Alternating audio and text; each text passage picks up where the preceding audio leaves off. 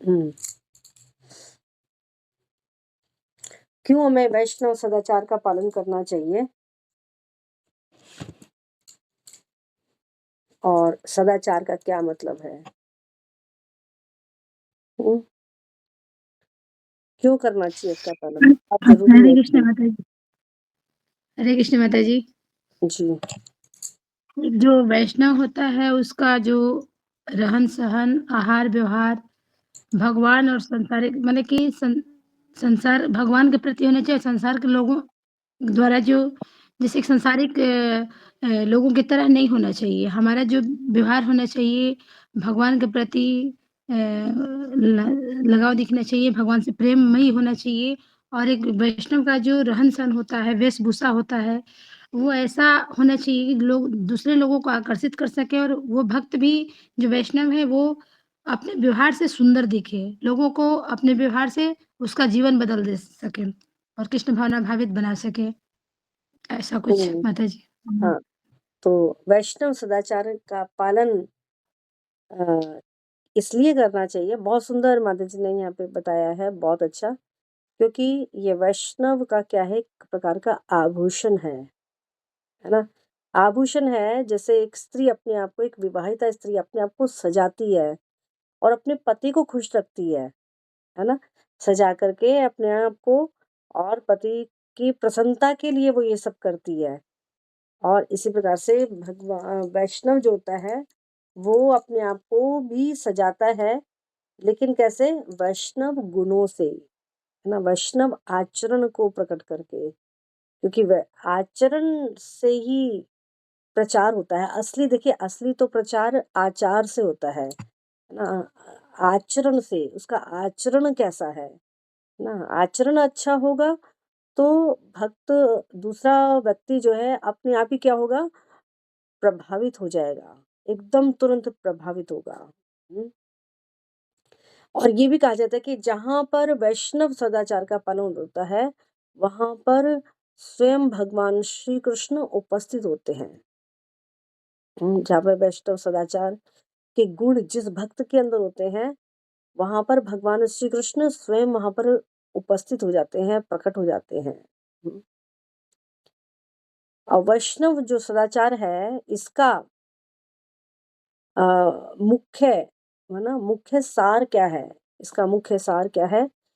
कि सदा सर्वदा, सदा सर्वदा भगवान को याद रखना, हर जगह, हर स्थान पर भगवान को हमेशा याद रखना। हाँ, ये क्या है? वैष्णव सदा आचार, है ना? उसका आचरण ऐसा होना चाहिए कि वो हर समय भगवान को याद रखे। कब-कब? है ना? सदा, देखिए सदा का अर्थ सदाचार, है ना? सदाचार का मतलब सदा, सदा मतलब सर्वदा, सर्वदा का मतलब हर जगह, हर स्थान पर, हाँ, सर्वत्र, हाँ, सदैव, सर्वत्र और सदा भगवान का स्मरण हो, है ना? भगवान को हमेशा याद रखा जाए, भगवान को कभी भी ना भूला जाए।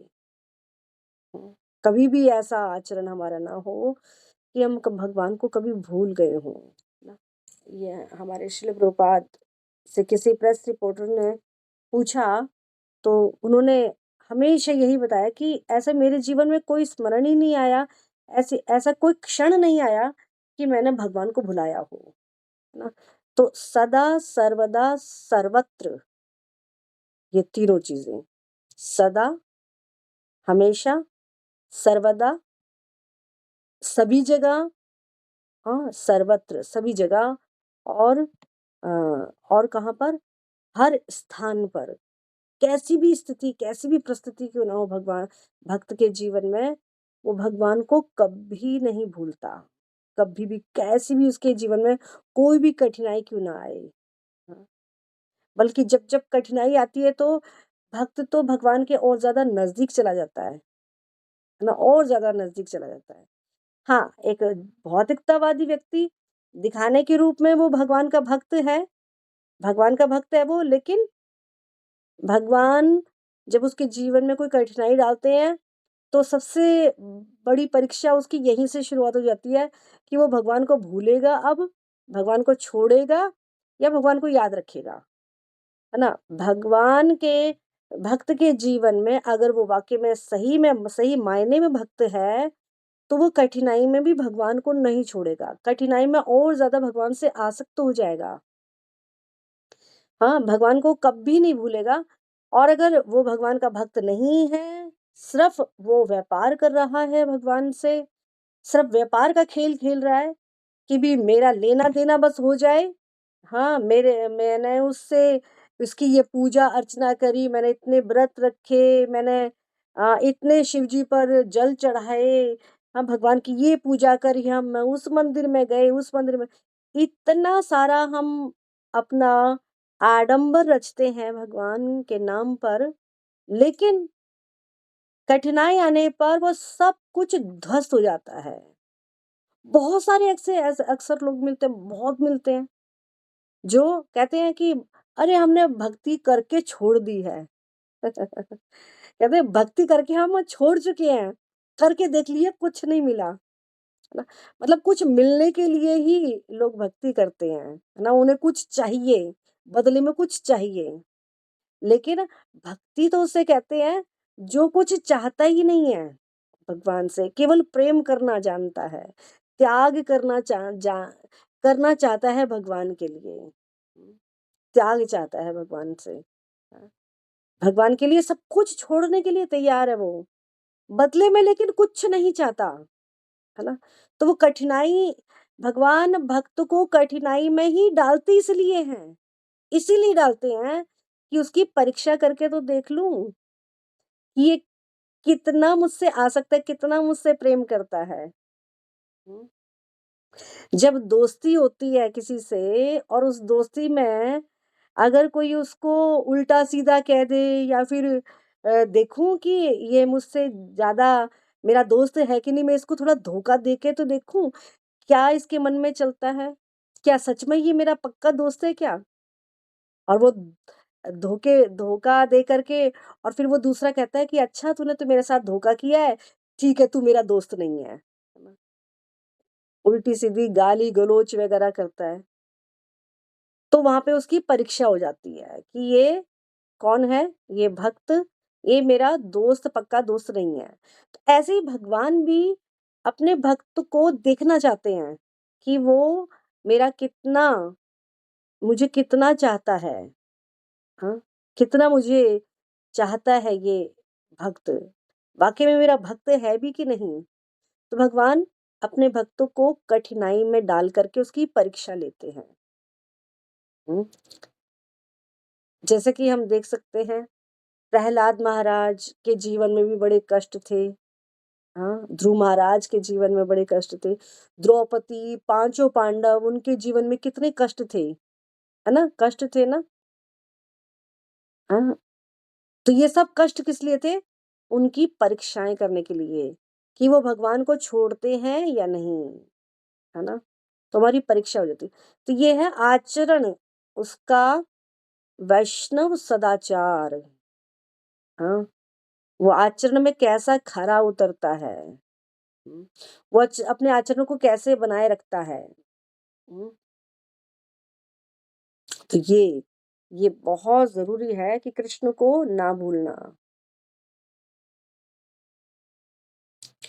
और ये जो ज्ञान है ना, ये सदाचार का जो ज्ञान है, ये प्राप्त करना किसके लिए? अपने लिए, इसका उपयोग अपने लिए करना चाहिए। हाँ, दूसरों को जज करने के लिए नहीं, है ना? कि अच्छा ये तो देखो देखो इसमें तो कितने सालों से ये भक्ति में है और इसका आचरण देखो कैसा है। इसको तो सदाचार की कोई एबीसीडी भी नहीं आती है इसको तो। जिसको सदाचार की नॉलेज हो जाती है, वो फिर इसका मतलब ये नहीं कि दूसरों को जज करता फिरे। सदाचार का मतलब है अपने आचरण को अच्छा रखना, अपने आचरण को देखना, है ना?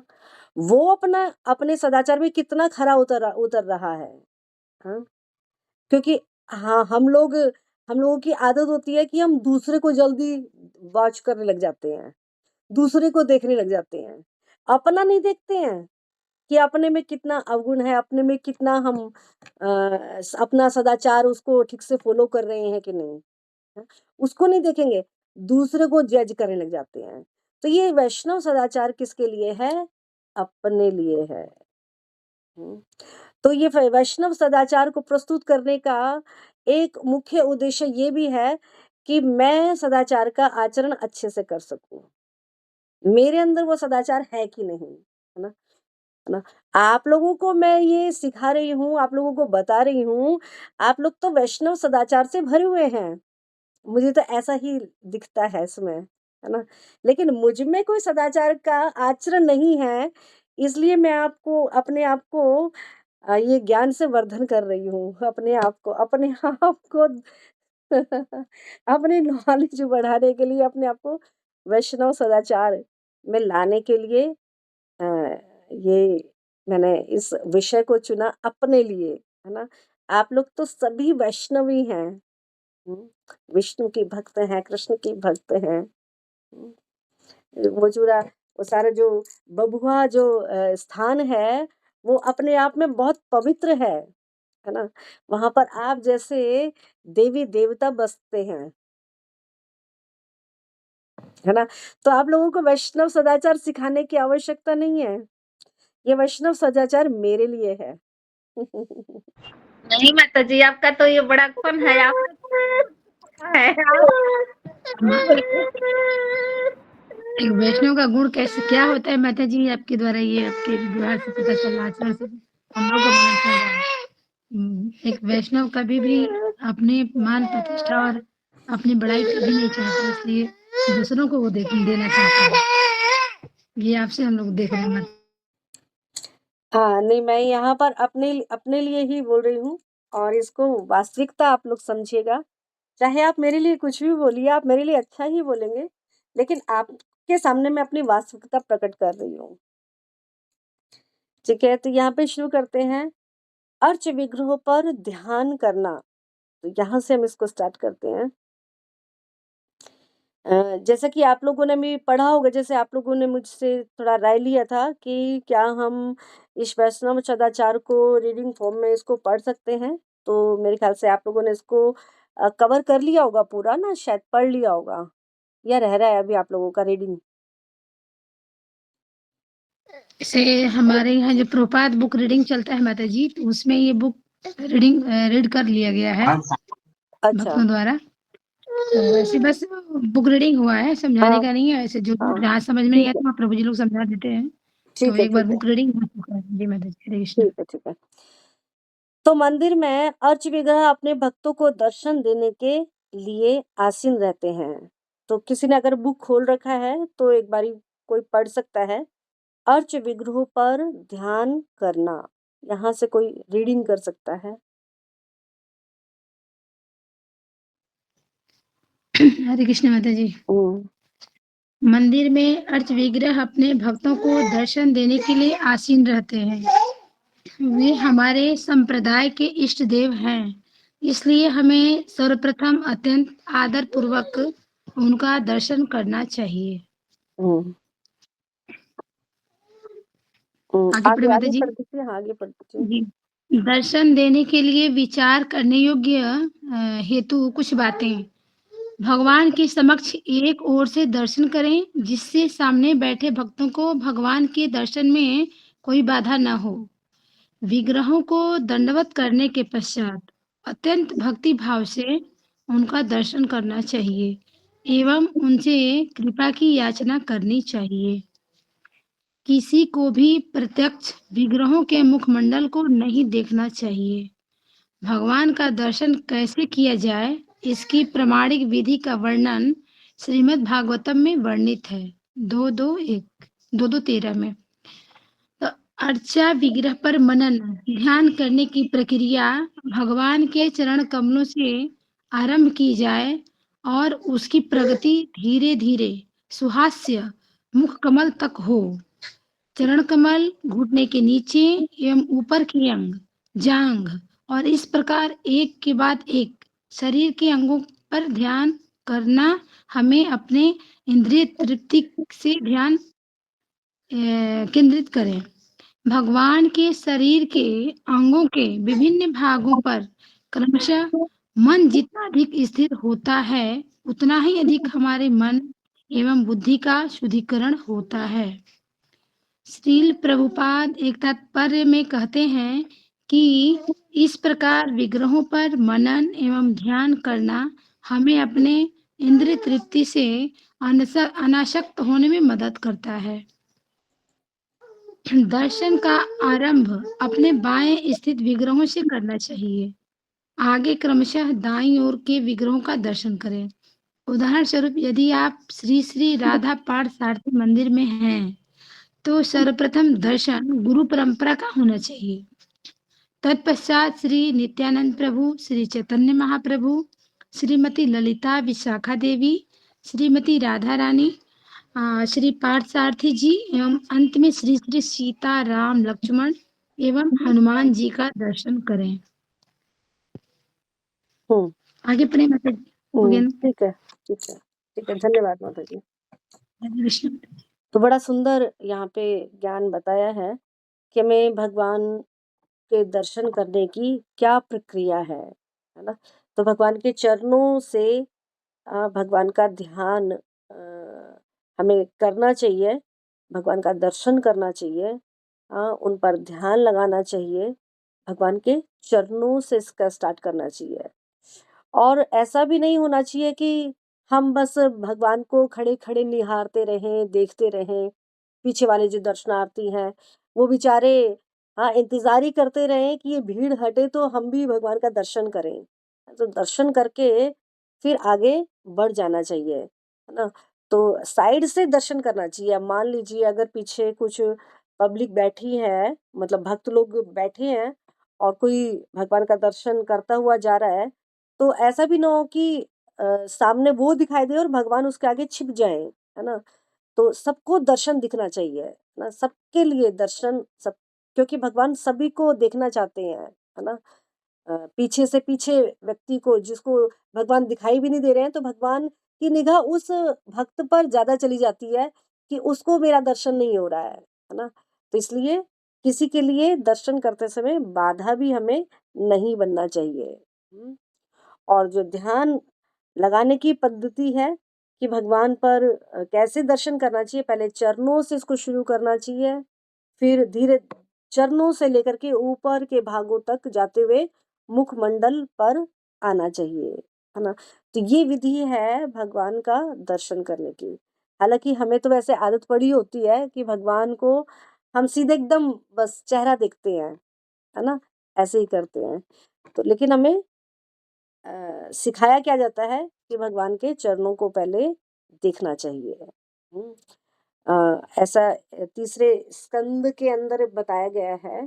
भगवान कपिल देव माता देवहूति को बताते हैं कि हमें भगवान का दर्शन करते समय किस प्रकार से भगवान के प्रत्येक अंग पर ध्यान लगाना चाहिए, है ना, कैसे उन पर ध्यान हमें केंद्रित करना चाहिए, है ना। तो ये भी एक क्या है, मेडिटेट करना है, एक प्रकार का बहुत सुंदर ध्यान है।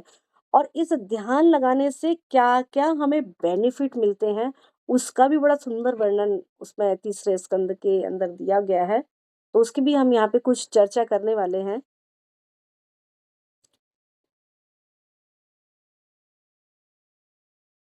एक मिनट में, यहाँ पे नीचे कोई भी नहीं है और गेट पे कोई आया हुआ है। एक मिनट, मुझे खोल के आना पड़ेगा दरवाजा। एक मिनट, जस्ट मैं अभी आई।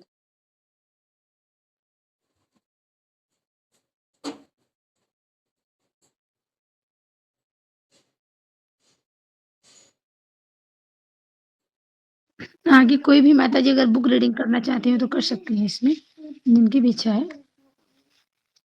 थोड़ा मैंने थोड़ा अच्छे से करना है माता जी से, तो इसलिए कर सकते हैं। जिनको भी इच्छा होगी कर सकते हैं माता जी आगे। हरे कृष्ण माता जी। पीडीएफ है तो भेजे माता जी। नहीं नहीं, वो उसमें गड़बड़ हो जाएगा, फिर धीरे धीरे नहीं, थोड़ा वो अच्छे से करना होगा ना माता जी भी, इसलिए। हाँ, आ गया। वो प्रभु जी थे, प्रभु जी का भी कहीं फरीदाबाद में लेक्चर था, तो वहां से अभी आए हैं। एक मिनट, थोड़ा अलग चीज चल रहा है। भारती के पास, भारती के पास।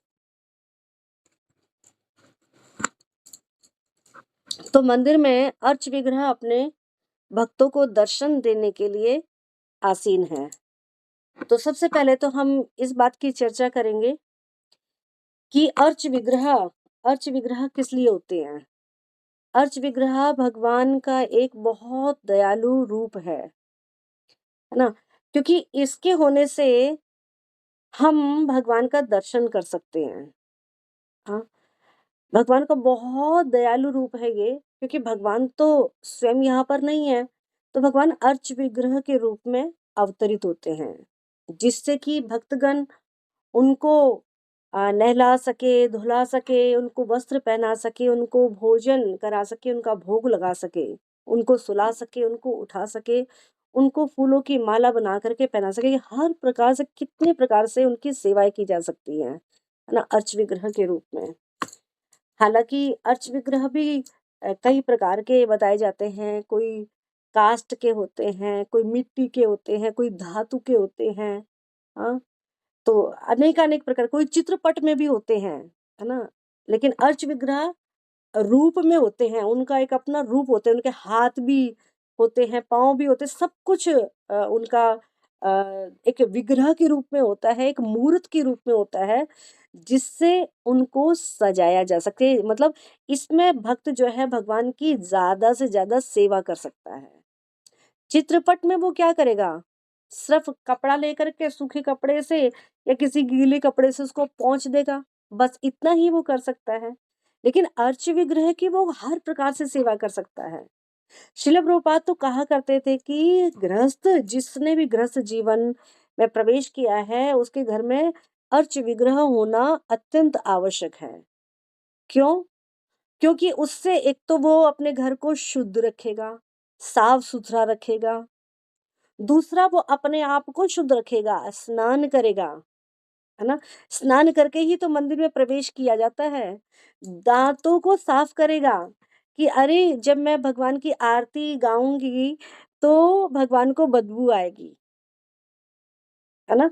ये सोच करके फिर वो अपने दांतों को भी साफ करके जाता है ना। कहते हैं ना, ज्यादा हमारा पेट भरा हो तो भगवान के भी मंदिर में प्रवेश नहीं करना चाहिए, क्योंकि डकार आ सकती है ना। तो भगवान को फिर वो हमारी डकार की स्मेल आएगी, है ना। इसलिए भक्त लोग सुबह सुबह मंगल आरती में बिना कुछ खाए पिए, हाँ, भगवान के मंदिर में प्रवेश करते हैं और पहले मंगल आरती करते हैं। देखिए, प्रसाद की व्यवस्था बाद में होती है ना। पहले उठते के साथ ही अब देखो, जिसको नहीं पता कुछ भी, या फिर मंदिर में कोई, उनके घर में कोई विग्रह नहीं है, कोई अर्च विग्रह नहीं है, कोई पूजा पाठ कुछ नहीं होता, तो वो कैसा होगा, उसका जीवन पशु जीवन जैसा ही होगा ना। वो पशु जीवन की तरह ही अपना जीवन बिताएगा, पशु जीवन की तरह ही वो रहेगा, है ना। कैसे करेगा? बस उठते के साथ ही बस खाना शुरू कर देगा, है ना। ना नहाएगा, ना धोएगा, ना घर में बुहार किया है, ना पोछा लगाया है, कुछ साफ सफाई नहीं करी है। और बस उठते के साथ ही देखते हैं ना, जो लोग बाहर झुग्गी झोपड़ियों में वो डाले रखते हैं, डेरा डाले रखते हैं, वो सुबह सुबह उनका सबसे पहला काम क्या होता है? चूल्हा जलाना। बस चूल्हे पर वो आटा गूंदा और इतनी मोटी मोटी रोटियां बना बना करके पाक के रख देते हैं। सुबह सुबह वो खाने लग जाते हैं, बस सबसे पहला काम उनका ही होता है। उसके बाद वो दूसरा काम करते हैं, है ना। तो ऐसा हमें अपना पशु जीवन नहीं बनाना। गृहस्थ जीवन में अगर हमने प्रवेश किया है, तो हमें अर्च विग्रह हमारे घर में होने चाहिए। और अर्च विग्रह भी बहुत सारे भी नहीं होने चाहिए, है ना। बहुत सारे भी उस वो नहीं रखने चाहिए, क्योंकि ये फिर क्या बन जाएंगे, हमारे गले का फांसी का फंदा है ना। कि अब इसको, इनकी सेवा भाई हमने ले तो लिया है, अब इनको निभाएं कैसे। तो फिर वो अपराध में भी आना शुरू हो जाता है ना, अपराध बनने लग जाते हैं। तो इसलिए हमारे पास एक ही चित्रपट हम रख सकते हैं भगवान के, अनेक अनेक स्वरूपों के, अनेकानेक लीलाओं से संबंधित, जैसे नरसिंह भगवान का है उसका भी चित्रपट हम रख सकते हैं। हाँ, भगवान राम का है उसका चित्रपट रख सकते हैं। गौर निताई का हम विग्रह रख सकते हैं, है ना? तो एक गौर निताई ही काफ़ी है ना? मंदिर में अलग बात होती है कि मंदिर में 3 ऑल्टर बनाए जाते हैं, है ना? जगन्नाथ, बलराम, सुभद्रा जी का अलग है।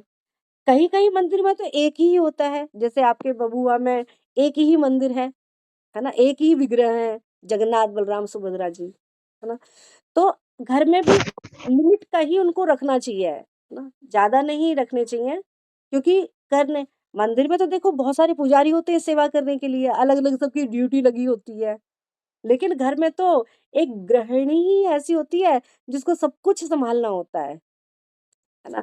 उसको भगवान को ड्रेस भी पहनानी है, उसको स्नान भी कराना है, उनके लिए भोग भी तैयार करना है, उनको भोग भी स्वयं स्वयं भोग लगाना है और घर परिवार वालों को भी खिलाना है ना? तो माता की ज़िम्मेदारियाँ बहुत ज़्यादा हो जाती हैं। तो इसलिए सलाह क्या दी जाती है कि ज़्यादा विग्रहों को इकट्ठा ना किया जाए, जिससे कि उनके प्रति कोई अपराध की संभावना ना बन जाए, है ना? तो एक विग्रह हमारे पास होना पर्याप्त है। हुँ। तो भक्तों को दर्शन देने के लिए वो आसीन रहते हैं, तैयार रहते हैं। हाँ, तो भगवान अर्च विग्रह के रूप में अपना दर्शन भी देते हैं और सेवाओं को स्वीकार भी करते हैं। तो हम भागवतम में या अन्य ग्रंथों में हम देख सकते हैं कि कितनी ऐसी कथाएँ हैं जिसमें भगवान ने अपने भक्तों को दर्शन दिए, अपने भक्तों से बातें करी, हाँ, उनका उनका कार्य पूरा करने के लिए उनके पीछे-पीछे भी चले, है ना? तो ऐसे बहुत सारे उदाहरण हम देख सकते हैं, शास्त्रों के माध्यम से समझ सकते हैं कि भगवान अपने भक्तों के साथ आदान-प्रदान भी करते हैं, है ना? मन से भी करते हैं और सामने भी करते हैं।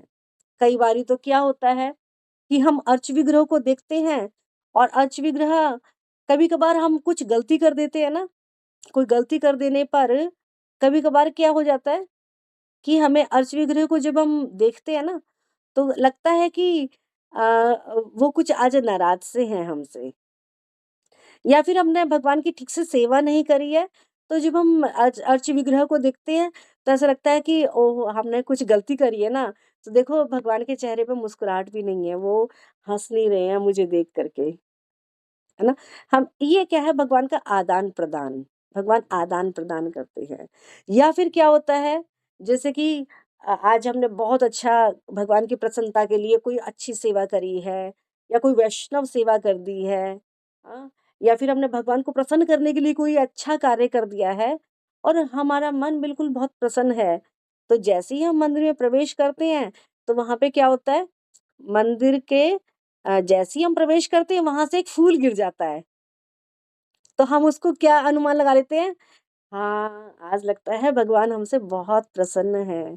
देखो भगवान भी अपनी प्रसन्नता पर हमें फूल डाल कर के अपना संकेत दे रहे हैं कि वो मेरी सेवाओं से आज बहुत खुश हैं। होता है किसी के साथ? होता है। है ना?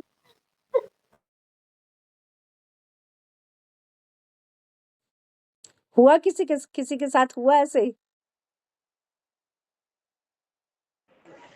जी माता जी, मेरे साथ हुआ है, 2 बार हुआ है माता जी। अच्छा। और वो भी माता जी राधा रानी के हाथ से रोज़, वो भी बहुत बड़ा-सा वो गिरा था, तो हमको तो उस दिन तो लगा था कि बहुत खुश है, और वो हम उनसे माँगे भी थे, जैसे कि जो वहाँ पे थे ऑल्टर में, कि वो वाला फूल, तो वो दिए थे, प्रसाद के रूप में दिए, तो उसको हम बहुत दिनों तक सँभाल के रखे थे। हुँ। देखा भगवान आदान-प्रदान करते हैं, है ना? हमारे घर में भी जो अर्च विग्रह हैं राधा गोविंद, उसको जब हम सजाते हैं और जब भी कभी मैं भी प्रवेश करती हूँ, तो अ उनके शरीर पर हम माला नहीं चढ़ाते हैं, हम फूल फूल मँगाते हैं। सुबह के टाइम हमारे घर पे वो फूल टांग कर के जाता है गेट पे, खाली फूल होते हैं वो, तो फूलों को हम ऐसे फूलों से भगवान के चरणों में चढ़ाते हैं और जो शरीर है, जहाँ-जहाँ पर वो फूल आ सकता है, वहाँ पर उनके हृदय पर, गले पर, जैसे हमारे राधा कृष्ण जुड़े हुए हैं, तो उनके बीच में रख दिया। हाँ, राधा रानी के इधर साइड में रख दिया, बालों के इधर लगा दिया, ऐसे रख दिया। तो कई बारी हम भी जब उसमें प्रवेश करते हैं, उनको भोग लगाते हैं ना, और भोग लगा कर के जब उठाते हैं थाली को, तो कई बारी थाली में ही फूल डला होता है। तो उससे पुष्टि हो जाती है कि भगवान हमारे भोग को उन्होंने स्वीकार किया है। तो ऐसा हमारे साथ भी होता है, इसलिए मैंने इस बात को शेयर किया आप लोगों के सामने। तो मैंने पूछा कि आप लोगों के सामने भी होता है? तो हरिप्रिया माता जी ने बताया कि हाँ, ऐसा होता है, बिल्कुल होता है। भगवान, यही तो है भगवान के साथ हमारा संबंध, यही तो है हमारे साथ भगवान का आदान-प्रदान, है ना? तो इसलिए अर्च विग्रह वाक़ई में हमारे जीवन में कितने ज़रूरी हैं, है ना? तो मंदिर में अर्च विग्रह अपने भक्तों को दर्शन देने के लिए आसीन रहते हैं, हमेशा दर्शन देने के लिए तैयार रहते हैं। वे हमारे संप्रदाय के इष्ट देव हैं। हुँ, और इसलिए हमें सर्वप्रथम अत्यंत आदर पूर्वक उनका दर्शन करना चाहिए। हुँ, तो यहाँ पे थोड़ा समय की लिमिटेड है, इसलिए मैं यहाँ पर और मुख्य-मुख्य बातें यहाँ पर हम थोड़ा-सा और देख लेते हैं, जो भी रीटा माताजी ने पढ़ा था। कि प्रभुपाद तात्पर्य में कहते हैं यहाँ पर था कि चरण कमल घुटनों के नीचे तथा अंग के ऊपर के अंग, जांग और इस प्रकार एक के बाद एक शरीर के अंगों पर ध्यान केंद्रित करना चाहिए। अच्छा, इसको यहाँ से ले लेते हैं एक बारी। दर्शन लेने के लिए विचार करने हेतु योग्य बातें। अच्छा, ये इसका हमने चर्चा कर ली है कि भगवान के समक्ष जब हम दर्शन करें तो दूसरों का भी ख्याल रखें। तो ये हमारी चर्चा हो गई है। तो अर्च विग्रह पर मनन, अब ध्यान की जो पद्धति है उस पर हम थोड़ा सा फोकस करेंगे कि ध्यान करने की जो प्रक्रिया है भगवान के चरण कमलों से आरंभ करनी चाहिए, और धीरे धीरे सुहास्य मुख कमल तक हो वो, और चरण कमल घुटनों के नीचे, ऊपर के अंग, फिर जांग, इस प्रकार एक एक करने के बाद शरीर के अंगों पर ध्यान केंद्रित करना चाहिए। देखिए, श्रीमती राधा रानी के बारे में क्या कहा जाता है? क्या कहा जाता है श्रीमती राधा रानी के पास? श्रीमती राधा रानी जहाँ कृष्ण, वैसे तो वो चरणों को ही देखती हैं। वो ऐसे भगवान का दर्शन करती हैं कि उनकी निगाह ना ऊपर ही नहीं उठ पाती है। उनकी उनकी जो दृष्टि है ना वहीं गड़ जाती है, वहीं गड़ी रहती है। उससे ऊपर उनकी आँखें जा ही नहीं पाती हैं। मतलब भगवान के अंगों में इतना सौंदर्य है कि जहाँ देखो वहीं दृष्टि टिक जाएगी। आँखों को देखेंगे तो आँखें इतनी सुंदर है। हुँ, उनके मुखमंडल को देखेंगे, मुखमंडल इतना सुंदर है। हुँ, उनके मस्तक को देखेंगे, हाँ, चौड़ा माथा, उसको देखेंगे तो उसी में मन अटक जाएगा। हुँ, तो ऐसा है भगवान का स्वरूप। तो श्रीमती राधा रानी भगवान के चरणों में, है ना, दृष्टि रखती है, और वहां से ऊपर उठ ही नहीं पाती हैं, वहीं दृष्टि उनकी लगी रहती है, वहीं उनकी दृष्टि गड़ी रहती है। और मन जितना अधिक स्थिर होता है, इन अंगों के विभिन्न भागों पर क्रमशः मन जितना अधिक स्थिर होगा, है ना, क्रम से इसको करना होगा, उतना ही अधिक हमारे मन और बुद्धि का शुद्धिकरण होगा। देखिए कितना, मतलब विज्ञान है ये, विज्ञान, है ना? इस विज्ञान को जो समझ जाएगा, हाँ, वो इसका लाभ उठा लेगा। हाँ, कि ऐसा करने से कोई कहेगा कि अरे क्या करेंगे मंदिर जा करके, मंदिर जाना, हाँ, घर, सब कुछ तो हमारे यहाँ भीतर ही है। हाँ, भगवान का नाम जप करने की क्या ज़रूरत है? मन ही मन में हम ले लेते हैं। लेकिन इन सब का कितना बेनिफिट है, कितना लाभ है, कितना हमारा शुद्धिकरण हो जाता है केवल इतना मात्र करने से। हाँ, कि प्रभुपाद ये विभिन्न भागों पर क्रमशः मन जितना अधिक स्थिर होता है, उतना ही अधिक हमारे मन और बुद्धि करण का शुद्धिकरण होगा, बुद्धि का शुद्धिकरण होता है। अब प्रभुपाद इसके तात्पर्य में क्या कहते हैं कि इन विग्रहों पर अपना मनन और ध्यान करना हमारे हमें अपने इंद्र तृप्ति से अनासक्त होने में मदद मिलती है। अब प्रभुपाद क्या कहा करते थे कि जितना ज्यादा हम विग्रह को सजाते हैं, हाँ, उनको जितना सजाएंगे तो हमारा मन उतना ही शुद्ध होगा। इस भौतिक जगत का जो आकर्षण है वो फीका पड़ जाएगा। भगवान के विग्रहों में इतना आकर्षण हो जाएगा, फिर वो इस भौतिक संसार का जो आकर्षण करने के जो भी केंद्र हैं वो सारे केंद्र बंद हो जाएंगे। कुछ भी उसको बाहरी चीजों में आकर्षण होना बंद हो जाएगा। चाहे उसमें कुछ भी लगा लो, आप कुछ भी चीज लगा लो, कुछ भी उसको अच्छा नहीं लगेगा। भगवान के विग्रहों में की सेवा करने से, उनको ज्यादा से ज्यादा सजाने से। जैसे कि हम कभी मार्केट जाते हैं तो अपने घर परिवार की वस्तुओं को हम ज्यादा देखते हैं ना, लेकिन अगर हमारा मन भगवान के विग्रह में लगा हुआ है, उनको ज्यादा से ज्यादा सजाने में लगा हुआ है, तो फिर हम मार्केट में भी जाकर के हमारा ध्यान कहाँ जाएगा? अरे, हमारे राधा गोविंद के लिए चलो ये ले लेते, देखो कितना अच्छा लगेगा उनके लिए ये, है ना, उनके सजाने के लिए ये लेकर के चलते हैं। तो मन में एकदम विचार आएगा। कुछ खरीद रहे हैं, खाने की चीज खरीद रहे हैं, तो चलो भगवान को ये भोग लगा लेते हैं, है ना, ये ले चलते हैं, ये उनको बहुत पसंद है ना। या फिर मौसमी फल, है ना, अभी मौसम क्या चल रहा है, उस मौसम के अनुसार जो फल है, चलो ये ले चलते हैं अपने राधा गोविंद के लिए। बस यही सब विचार आएंगे, यही सब विचार आएंगे। तो इसलिए श्रील प्रभुपाद क्या कहते हैं कि भगवान को जितना हम सजाएंगे, भौतिक जगत का उतना ही आकर्षण अपने आप ही क्रमशः घटने लग जाएगा। तो यहाँ पर भी प्रभुपाद यही बात कर रहे हैं कि इंद्र तृप्ति से वो अनासक्त होने लगता है।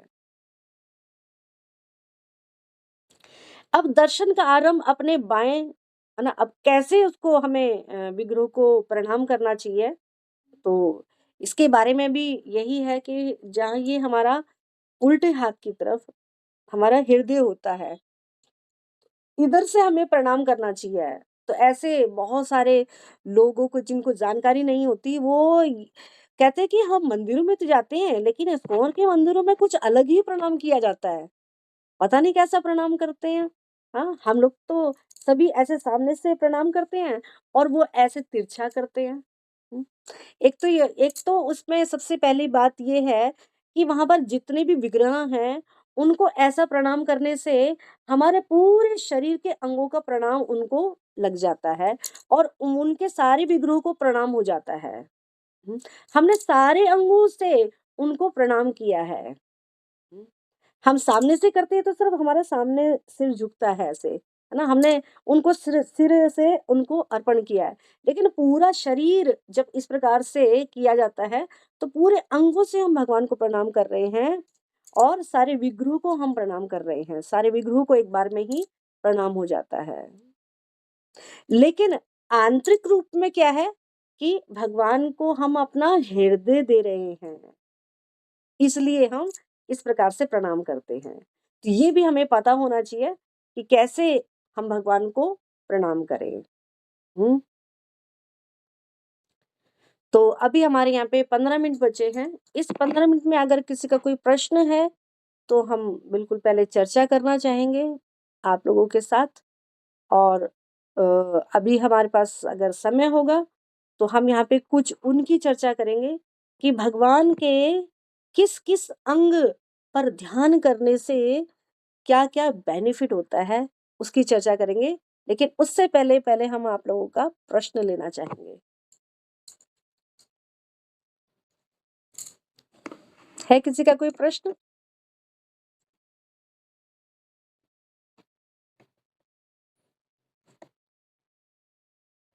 सब कुछ समझ में आया? हरे कृष्ण माता जी। जी माता जी, हरे कृष्णा। ये पूछा जैसे कि हमारा अभ्यास नहीं होता है माता जी की, जैसे हम विग्रहों का दर्शन करने जाते हैं तो चरण दर्शन नहीं होता है, ऐसा मुखमंडल का ही दर्शन हम करने लगते हैं।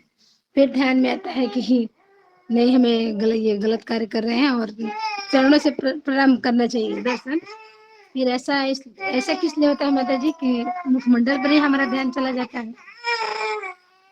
हाँ, क्योंकि हमें शुरू से ही आदत पड़ी होती है इस चीज़ की, है ना? 1 मिनट आप अपना म्यूट कर लीजिए, म्यूट कर लीजिए। जी, है ना? शुरू से ही हमें इस बात की हम जब भी किसी को देखते हैं तो एकदम मुख की तरफ हमारा ध्यान जाता है ना? क्योंकि मुख जो होता है ना वो सब हमारे पूरे शरीर का मुख्य पार्ट है ना? अगर कोई व्यक्ति सामने वाला हमसे हमसे गुस्से में है, हाँ? या फिर हमसे कोई बात करना चाहता है, जो भी है मतलब वो कहते हैं ना कि जो फेस जो होता है, वो हमारे मन का दर्पण होता है। मन में हमारे जो भी चल रहा होता है, हमारे फेस में सब कुछ आता है। तो इसलिए फेस से ही उसकी पूरी बॉडी का अवलोकन किया जा सकता है। तो ये सबसे पहला कारण तो यही है कि हम सबसे पहले हमारा ध्यान फेस पे ही जाता है। लेकिन जो विधि हमें शास्त्र में बताई है कि हमें भगवान के दर्शन अगर करें तो हमें चरणों से उसका ध्यान करना चाहिए, है ना? ये विधि है। तो इस विधि का अगर हमें अभ्यास नहीं है, तो इस विधि का हमें अभ्यास करना चाहिए, है ना? इससे क्योंकि जो शास्त्र के अकॉर्डिंग जो सब कुछ बताया गया है, उसके अनुसार एक-एक चीज़ पर अगर हम लोग फ़ोकस करेंगे ना, एक-एक चीज़ को अपने जीवन में उतारेंगे। देखिए, हम बातों को सब कुछ सुन लेते हैं, समझ लेते हैं, लेकिन उसको फ़ॉलो करने में कई जन्म भी लग जाते हैं, है ना? उसको फ़ॉलो नहीं कर पाते हैं, उसको अपने जीवन में उतार नहीं पाते हैं, उसको अपने व्यवहार में नहीं ले पाते हैं। तो उसके लिए हमें छोटी-छोटी चीज़ों पर ध्यान करना चाहिए।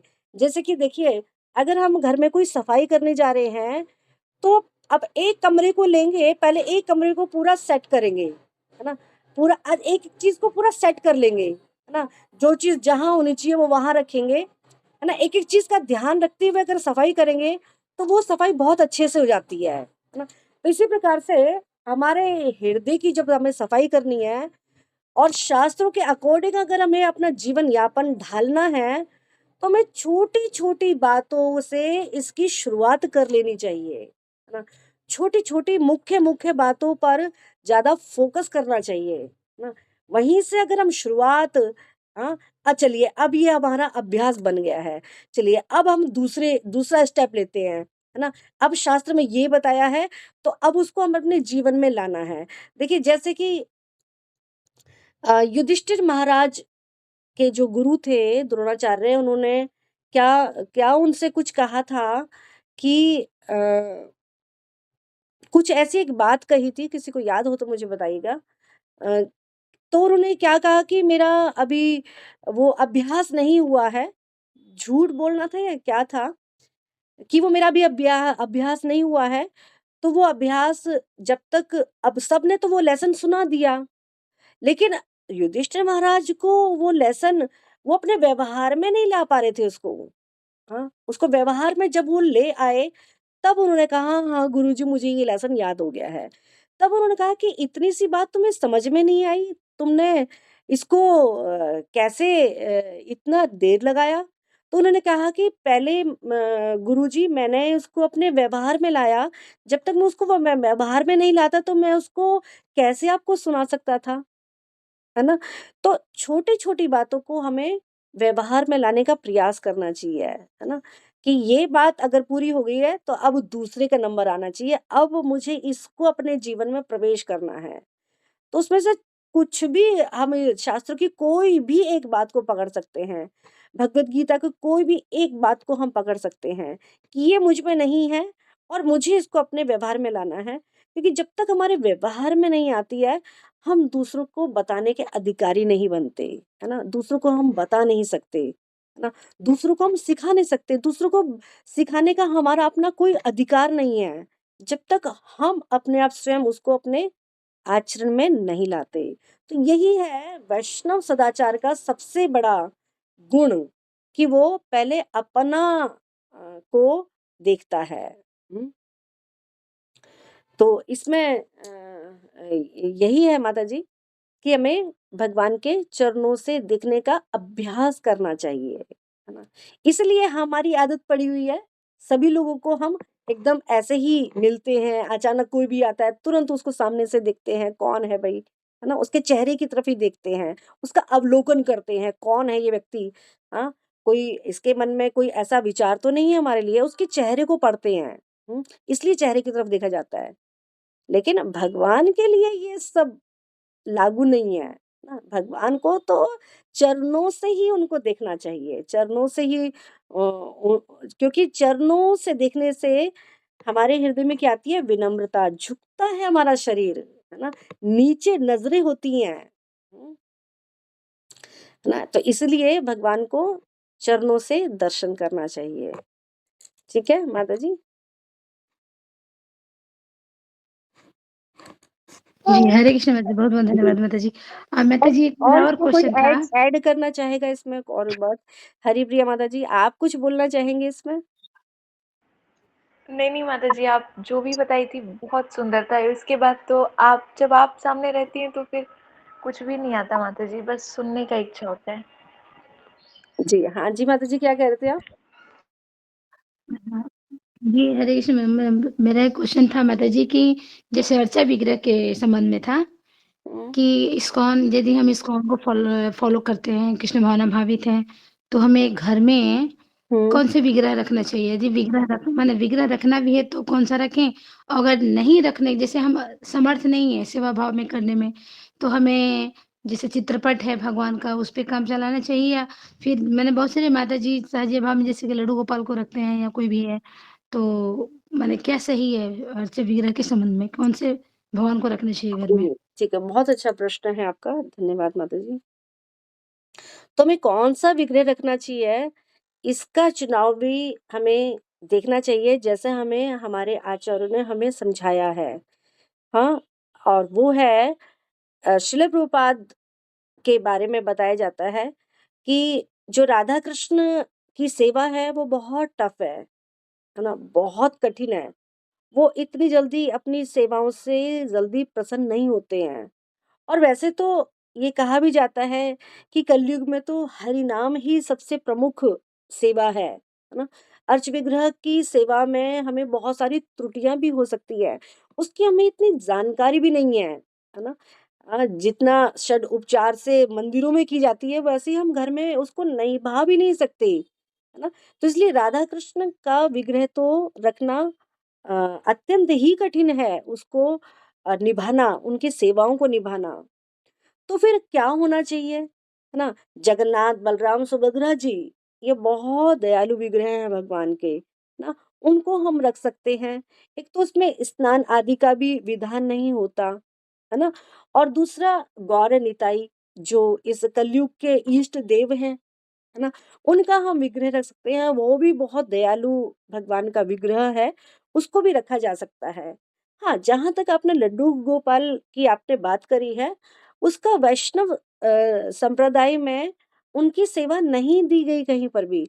आप इस्कॉन के किसी भी टेम्पल में आप देख लीजिए, लड्डू गोपाल का कहीं विग्रह आपको नहीं मिलेगा। है ना? तो जैसा हमारे आचार्य ने हमें सिखाया है, हमें वो ही फॉलो करना चाहिए, उसी के अनुसार हमें सेवा करनी चाहिए, है ना? और किसी भी ज़्यादा सेवा को बढ़ाना नहीं चाहिए, है ना?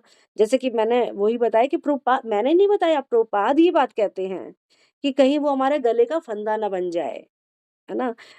मुसीबत ना बन जाए, मुसीबत ना खड़ी हो जाए। अब मुसीबत हो जाएगी तो क्या होगा? अपराध बनने शुरू हो जाएँगे। हुँ?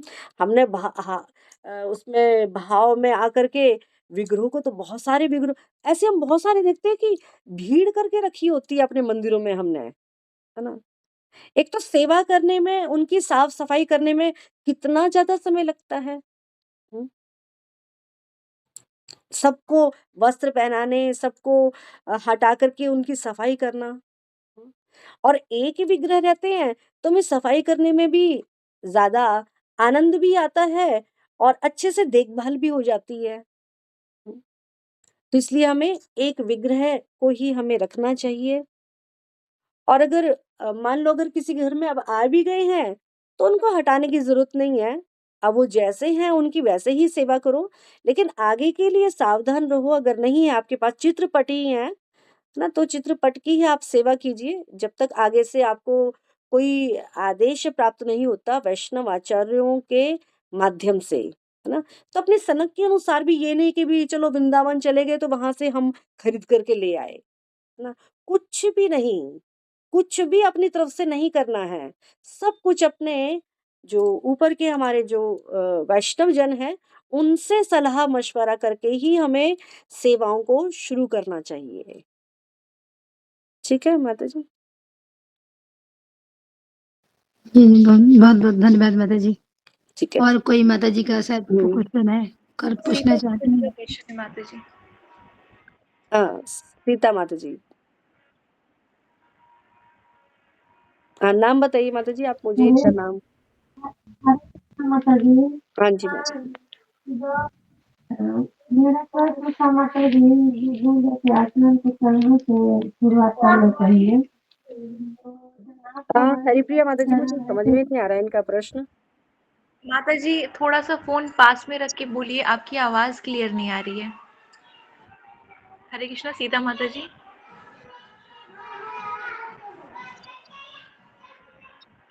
हरे कृष्णा सीता माता जी, आपको आवाज आ रही है, आपका क्वेश्चन क्लियर नहीं हो पाया, थोड़ा सा फोन पास में रख के बोलिए माता जी। कविता माता जी का भी हैंड रेज था, उनको भी शायद कुछ पूछना है। जी कविता माता जी बोलिए। हरे कृष्णा कविता माता जी। हरे कृष्णा माता जी, प्रणाम। जी, माता जी मैं बोल रही थी कि पहले तो हम लोग को जानकारी नहीं था, इस्कॉन सोसाइटी में जाने से पहले ही हम लोगों ने लड्डू गोपाल को अपने घर में रख लिया है। तो अब तो एक होता है ना कि स्नेह लग जाना, तो उनसे एक प्रेम लग गया है। सेवा तो टॉप है ही माता जी, बहुत टफ है ये शास्त्रों और बड़े आचार्यों से, आपके मुँह से भी हमने हमेशा सुनते आए हैं और आज भी सुन रहे हैं माता जी। राधा कृष्ण का सेवा, लड्डू गोपाल की सेवा बहुत टफ है, बट माता जी हम लोगों ने तो रख लिया है। तो अब लग गया है, उनसे एक स्नेह तो कर रहे हैं माता जी, लेकिन ऐसा सुन सुन के लग रहा है कि मन में हमसे अपराध हो रही है, क्योंकि जो उनकी सेवाएं हैं जैसा करना चाहिए उचित अनुकूलता नहीं बन पाती, क्योंकि माता जी बहुत सारे कार्य हो जाते हैं ना हमारे। तो मैं आपसे यही निवेदन कर रही हूँ आपके श्री चरणों में कि अब उस स्थिति में हमें क्या करना चाहिए। अब लड्डू गोपाल हमारे घर हैं माता जी, जैसे आपने कहा ना कि ऐसा आप लोगों के साथ होता है क्या कि जब आप भगवान को सजा रही होती हैं या बहुत अच्छे से आप उनकी सेवा की तो आपके साथ कोई घटना घट रहा हो। तो माता जी एक्चुअली अक्सर हमारे साथ ऐसा होता है कि जब हमारे लड्डू गोपाल हमारी सेवा से कभी असंतुष्ट होते हैं तो हमें बहुत सारी परेशानियां होती हैं। तब मन में हम सोचते हैं, विचार करते हैं कि ऐसा क्यों हुआ, हम तो बहुत ठीक ठाक थे और हम लोगों ने अच्छे से सोए, लेकिन अचानक से ऐसा क्यों। तब जब मैं सुबह उठाती हूँ अपने लड्डू गोपाल को तो हम देखते हैं कि पूरी हमारे लड्डू गोपाल अस्त व्यस्त हैं वो, और हाथ जब छूते हैं उनका तो एकदम बिल्कुल ठंडा जैसा लगता है। तो अब हमें रियलाइज होता है कि शायद इसी कारण हमें भी, मतलब हम सभी जगह से ठीक थे और इतने अच्छे से ओढ़े थे तो हमें ठंडा क्यों लग रहा था, अचानक से हमें पेट में दर्द क्यों हो रही थी। तो जब हम सेवा कर लेते हैं ना तो अचानक से सारी की सारी प्रॉब्लम एकदम बिल्कुल स्वतः बिना दवा बिना मेडिसिन के ठीक हो जाते हैं। और माता जी मंदिर में वो जो विजय सेवा जगन्नाथ जी की और गणिता जी की है, तो कभी कभी हम लोग को मिल जाता है। तो जिस दिन रियली में हम बहुत मतलब प्रसन्न होते हैं अपनी सेवा से कि आज हमने भगवान को बहुत अच्छा से सजाया है। और जब ऐसे भाव से पूरी एकदम हृदय गदगद रहता है और इस भाव से जाते हैं भगवान के पास, आंखों में आंसू होती है माता जी ना, तो अचानक से गौर निताई के हाथ से अल्टर के सामने जाते ही उनके हाथ से फूल गिर जाते हैं। तो मन में बहुत मतलब ऐसी प्रसन्नता होती है कि शायद रियली में भगवान खुश हैं आज। तो और तो आपका प्रश्न ये है, तीसरी बात माता जी जी आपका प्रश्न ये जी है कि हमारे पास अब लड्डू गोपाल है तो अब हम क्या करें, है ना। यही आप प्रश्न है ना आपका। मेरा ना जी एक माता जी जी बैटरी एक जी नंबर परसेंट मेरी बैटरी है और इसको चलते हुए फोन चलते हुए मेरे को बताया किसी ने कि ऐसे फोन नहीं लगाना चाहिए। तो देखते हैं, मैं आपके प्रश्न का उत्तर दे रही हूँ। तो अगर बीच में अगर ये बंद हो जाएगा तो आप समझ जाना कि मेरा बैटरी बंद हो गया है, लेकिन अभी तो वो चल रहा है। ठीक है, मैं आपके प्रश्न का उत्तर देने का प्रयास करती हूँ। तो अब वो हमें उनसे हमारा लगाव हो गया है, अब हम वो हमसे आदान-प्रदान करने लगे हैं और एकदम हम उसको अपना एक बच्चे की तरह समझते हैं और उनको नहलाना-धुलाना सब हम करते हैं, तो हमारा बड़ा लगाव हो गया है, तो अब हम उनके साथ क्या करें? अब आपका प्रश्न ये है। अब आपने बताया कि भी इस्कॉन में तो नहीं होती इसकी पूजा, है ना? हमारी इस परंपरा में तो इनकी लड्डू गोपाल की सेवा नहीं की जाती है। ठीक है, आप इसको करते रहिए जब तक आप कर रहे हैं, जब तक आपके पास और जैसे गौर-निताई हैं, है ना? आपके मन में अंदर से आवाज़ नहीं आती है कि भी आपको गौर-निताई रखनी चाहिए। अब आपको तो पता चल गया है ये, लेकिन अब आपके पास और कुछ ऑप्शन भी नहीं है कि अब आप क्या करें? अब फिर से आप चित्रपट की सेवा करने लग जाएँ या क्या करें? ठीक है, आप लड्डू गोपाल रखे हुए हैं तो रखे रहिए उसको। जब तक आपके घर में अगर गौर-निताई आते हैं या जगन्नाथ, बलराम, सुभद्रा जी आते हैं, तब तक आप उनको सेवा कीजिए और अगर जब आपके पास कोई विग्रह आ जाते हैं गौर निताई के जैसे, तो आप उन लड्डू गोपाल को किसी को भेंट कर सकते हैं। उसमें कोई दोष नहीं है ना? ऐसे व्यक्ति को जो उनकी अच्छे से सेवा कर सके, है ना? तो ऐसा आप कर सकते हैं कि आप किसी को अपने इन लड्डू गोपाल को भेंट स्वरूप में दे सकते हैं, उनकी सेवा करने के लिए जो उनको अच्छी प्रकार से सेवा कर सके। जो ज़्यादा नहीं जानते हैं गौर निताई के बारे में, जगन्नाथ, बलराम, सुभद्रा, ठीक है, तुम यहाँ से शुरुआत करो, भगवान की भक्ति करने की शुरुआत करो यहाँ से, तो उनको आप लड्डू गोपाल निश्चित रूप से दे सकते हैं, ठीक है?